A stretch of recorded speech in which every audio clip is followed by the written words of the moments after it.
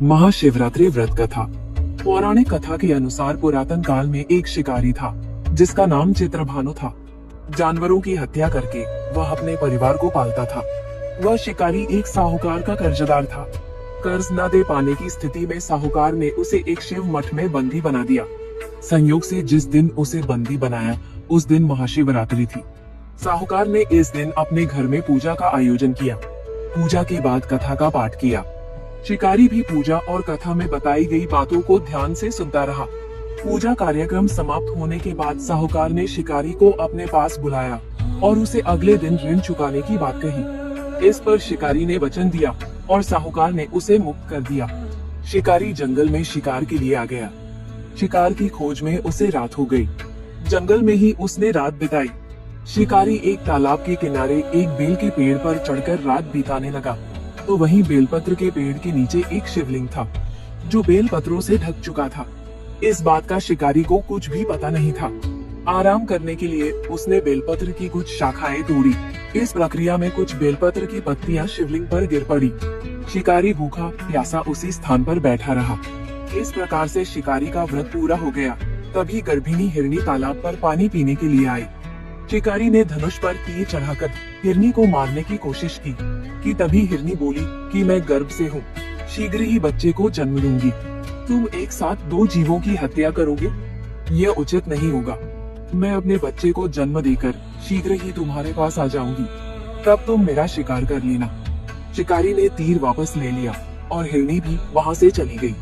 धनुष रखने पर कुछ बिल्व पत्र पुनः टूटकर शिवलिंग पर गिर गए। इस प्रकार उससे अनजाने में ही प्रथम प्रहर की पूजा पूर्ण हो गई। कुछ देर बाद एक और हिरनी उधर से निकली। पास आने पर शिकारी ने तुरंत ही धनुष पर तीर चढ़ाकर निशाना लगा दिया। लेकिन तभी हिरण ने शिकारी से निवेदन किया कि हे शिकारी, मैं थोड़ी देर पहले ऋतु से निवृत्त हुई हूँ, कामातुर विरहिणी हूँ, अपने प्रिय की खोज कर रही हूँ। अपने पति से मिलकर मैं तुम्हारे पास आ जाऊंगी। शिकारी ने इस हिरनी को भी जाने दिया। इसी दौरान रात्रि का आखिरी प्रहर भी बीत गया। इस बार भी उसके धनुष से कुछ बेलपत्र शिवलिंग पर जा गिरे। इस प्रकार उसके द्वारा दूसरे प्रहर की पूजा प्रक्रिया भी पूर्ण हो गई। इसके बाद तीसरी हिरनी दिखाई दी जो अपने बच्चों के साथ उधर से गुजर रही थी। शिकारी ने धनुष उठाकर निशाना साधा। शिकारी तीर को छोड़ने ही वाला था कि हिरनी बोली कि मैं इन बच्चों को इनके पिता को सौंप कर लौटा आऊंगी, मुझे अभी जाने दो। शिकारी ने ऐसा करने से इनकार कर दिया। उसने बताया कि दो हिरणों को मैं छोड़ चुका हूँ। हिरनी ने कहा कि शिकारी मेरा विश्वास करो, मैं वापस आने का वचन देती हूँ। शिकारी को हिरनी पर दया गई और उसे भी जाने दिया। इधर भूखा प्यासा शिकारी अनजाने में बेलपत्र की पत्तियां तोड़कर शिवलिंग पर फेंकता रहा। सुबह की पहली किरण निकली तो उसे एक मृग दिखाई दिया। शिकारी ने खुश होकर अपना तीर धनुष पर चढ़ा लिया। तभी मृग ने दुखी होकर शिकारी से कहा कि यदि तुमने मुझसे पूर्व आने वाली 3 हिरणियों और बच्चों को मार डाला है तो मुझे भी मार दो। देर ना करो, क्योंकि मैं यह दुख सहन नहीं कर सकता हूँ। मैं उन हिरणियों का पति हूँ। यदि तुमने उन्हें जीवन दान दिया है तो मुझे भी छोड़ दो। मैं अपने परिवार से मिलकर वापस आ जाऊंगा। शिकारी ने उसे भी जाने दिया। सूर्य पूरी तरह से निकल आया था और सुबह हो चुकी थी। शिकारी से अनजाने में ही व्रत, रात्रि जागरण, सभी प्रहर की पूजा और शिवलिंग पर बेलपत्र चढ़ने की प्रक्रिया पूरी हो चुकी थी। भगवान शिव की कृपा से उसे इसका फल तुरंत प्राप्त हुआ। भगवान शिव की कृपा से शिकारी का हृदय बदल गया। शिकारी का मन निर्मल हो गया। कुछ देर बाद ही शिकारी के सामने संपूर्ण मृग परिवार मौजूद था ताकि शिकारी उनका शिकार कर सके। लेकिन शिकारी ने ऐसा नहीं किया और सभी को जाने दिया। महादेव तो अनजाने में किए गए व्रत का भी फल दे देते हैं, पर वास्तव में महादेव शिकारी की दया भाव से प्रसन्न हुए।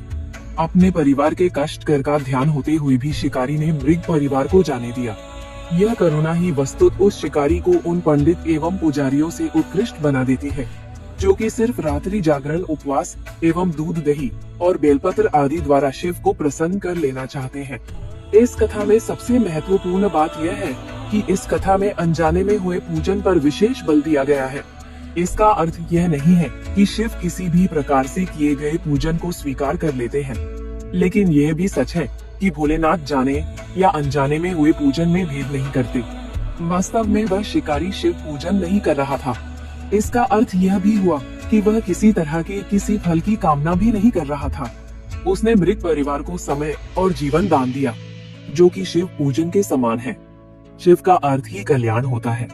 उन निरीह प्राणियों का कल्याण करने के कारण ही वह शिव तत्व को जान पाया और उसका भगवान शिव से साक्षात्कार हुआ।